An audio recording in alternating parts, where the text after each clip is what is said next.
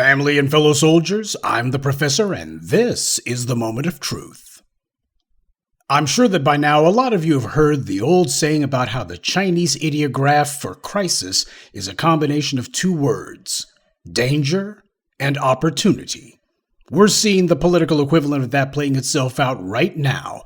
Clearly, the emails and faxes with the talking points have been sent out to the bootlicks in particular, who are going to try to take abortion of all things and try to dress it up as being somehow connected to the civil rights movement because you've got some black folks who are saying that it is.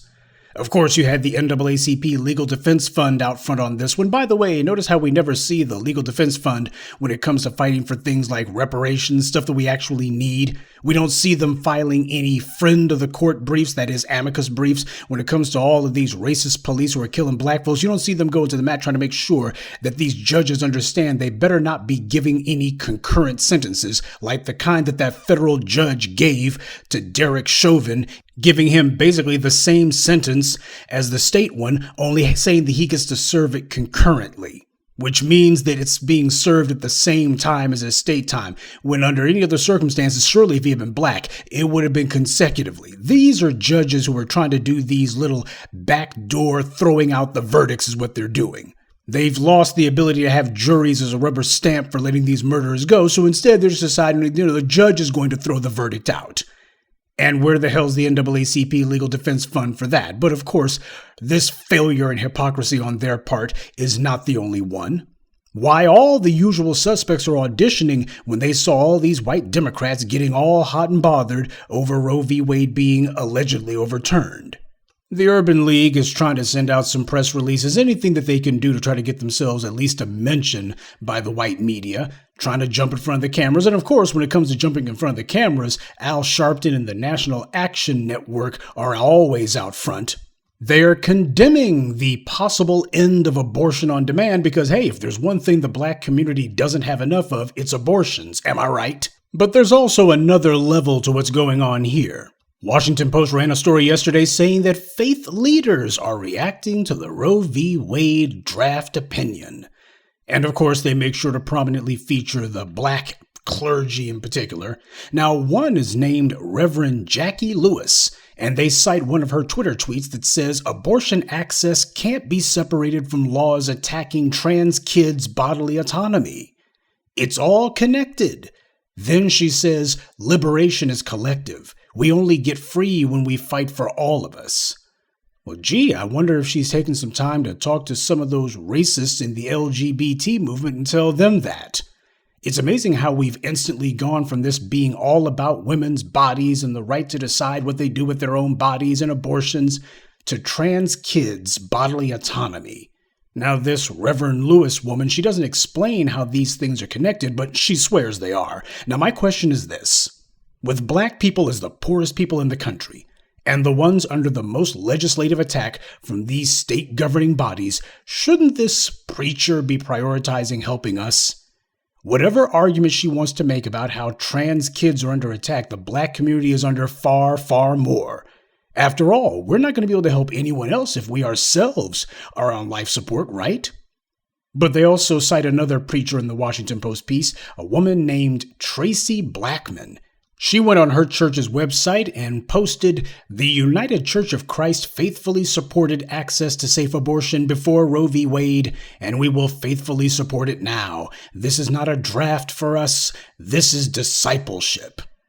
By the way, I'm still trying to locate the scripture where Jesus talks about faith, charity, and terminate the pregnancy after the first 6 weeks.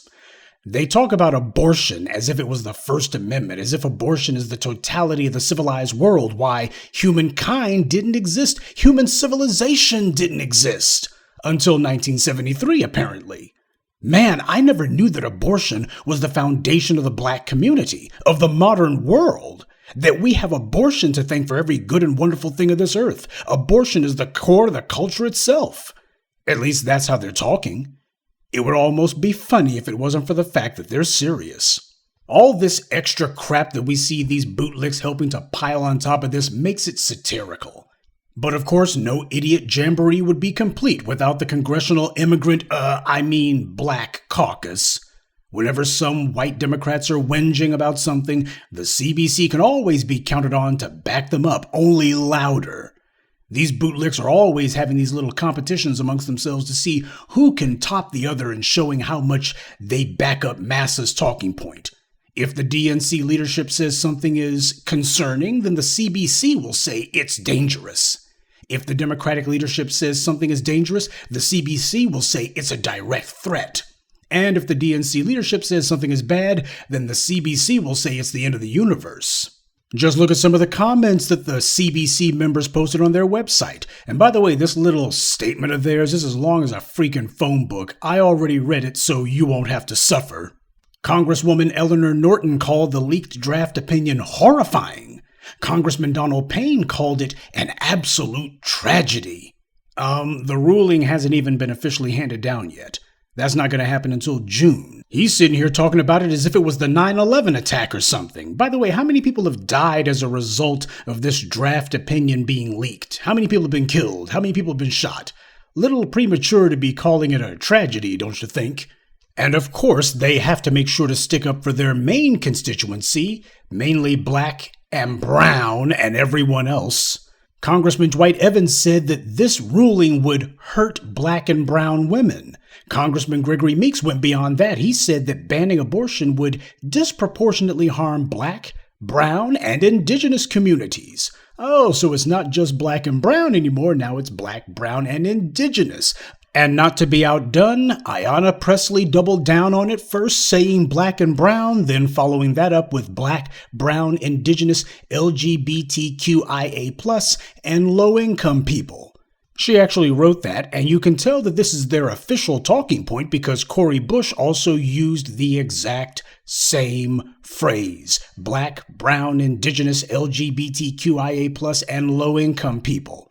These guys are just copying and pasting the same talking points. Say, does anyone remember when these CBC clowns came out hard to demand mandatory sentencing for cops who kill black people? Me neither. These clowns are dedicated as hell, though, to shoehorning everyone else into the conversation whenever they mention us. They do that just to show, well, where the CBC is signing off that you can't just say black. You got to say black and brown and LGBT and poor people. That means poor white folks. That's what they're talking about. Indigenous and everybody else. Here they are doing their real job, which is to lend their melanin to the anti-black line that you don't ever address black people just by themselves. Black people are never to be addressed specifically. It's always got to be a group thing. Lump everyone together. That way you can take care of everybody else until black folks, well, we did something for all of you as a group. The CBC is signaling hard to the DNC leadership, hey, if you go ahead and sponsor some of us for higher office, this is what we'll say on the campaign trail. Because make no mistake, that's what this basically is. This is the CBC's Black Voter Outreach Program. This is them auditioning for some DNC cash and endorsements so that they can make it to higher office. These clowns have never had this kind of energy for black people on any issue. Even now, with the perfect opportunity to push black people's interests, all these suck-ups can think about is who can impress massa the most. We need to be honest about one of the ugly realities of the civil rights movement.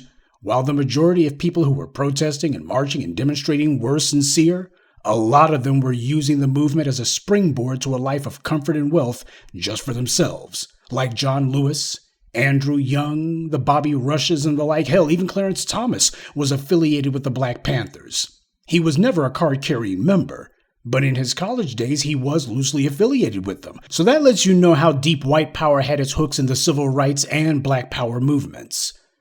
These clowns, they made a devil's bargain with white supremacy. Elevate them, give them a comfortable place under white supremacy, float them some money, and they would help to keep us in line. These people were willing puppets of white supremacy, selected by the very white supremacists they claim to be fighting against. That's what happened in the 60s and 70s. This is how controlled opposition works. The establishment sets up a phony organization who they tell the oppressed are going to be their representatives. This is who represents you poor people, you downtrodden. These are the guys who are going to speak for you. And they pretend as if they object to them. Oh, I can't believe what you Democrats are saying. Can't believe what you liberals are saying. They pretend to object to them. That way you actually think that these guys are enemies or something.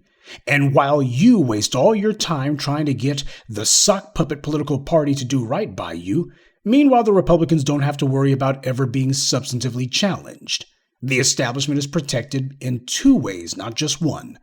And these clowns who you see the white media trying to call the new civil rights leaders, this is basically the new crop of hand-picked puppets who white power has selected, and they will use their media to give these guys some write-ups and some publicity and make sure that they're prominent. Malcolm told you the playbook back in the day. It used to work until now. And just for the record, my personal view is that abortion on demand has been nothing more than a clumsy front for a eugenics program against us. I'm not in favor of it, and it needs to be strongly discouraged in our community. Now, I know there's probably more than a few who feel differently about that, but can anyone argue that abortion on demand has made our community stronger?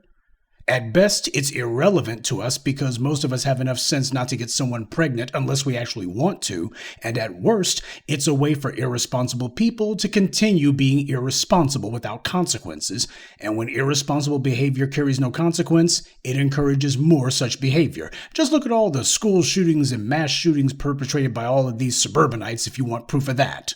Now, that said, as a political football in the game of power politics, I think it could be very useful to us because it's something that many white leftists and casual racists, white moderates, want, as well as many on the white right who are too afraid of the religious right to actually support it. So that being the case, since they want it and we have the ability to deny it to them, we should turn it into a bargaining chip. And this is part of what makes me so infuriated with these bootlicks running around in front of these cameras giving these statements in support of Roe v. Wade. If these clowns were actually concerned with black people's well-being, then they would be using this as an opportunity to do some wheeling and dealing. They would make it clear that black support is entirely reliant on what kind of tangible resources are going to be put in our hands. Politics is business. But the black misleadership groups, they've treated it like a charity, which of course is exactly why white power put them in the positions that they're in. We have to train all of these scumbags that when it comes to us, all conversation leads to our tangibles, period. When you come up to us, you better have something in hand, and what you got in hand better not be a handshake. Unless you're showing up with reparations and other economic support for our community, then we have nothing to talk about. So I want to be very clear about that. I do not support abortion on demand in the black community. Now, as far as these other communities goes, well, if they want to have that, all well in the. But if they're expecting black support in order to get it, they're going to have to put something on this first. Because the black grassroots isn't like the congressional black talkers at all. And we're certainly not like these corrupt and crumbling preacher man hustlers. Like that Reverend Blackman character. This isn't a draft for us, this is discipleship. The word disciple means follower, and that certainly describes the bootlicks to a T. But exactly who does this Reverend Blackman woman think that we should be following? Clearly the DNC in this case. Well, we're not having it. You're not putting anything tangible in our hands, anything that we own, then there's not going to be a discussion. Doesn't matter how many of these phony preachers, politicians, or activists that white power has on the take that they put in front of the cameras.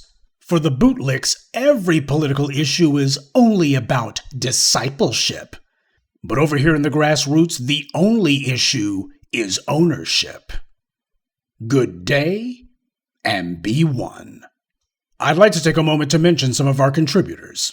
Keith, Murad Campbell, Kawi Harvard, Sean, and James Porter. Salute to them and thank you to everyone for listening, liking, and sharing this message. Black empowerment only exists because of you.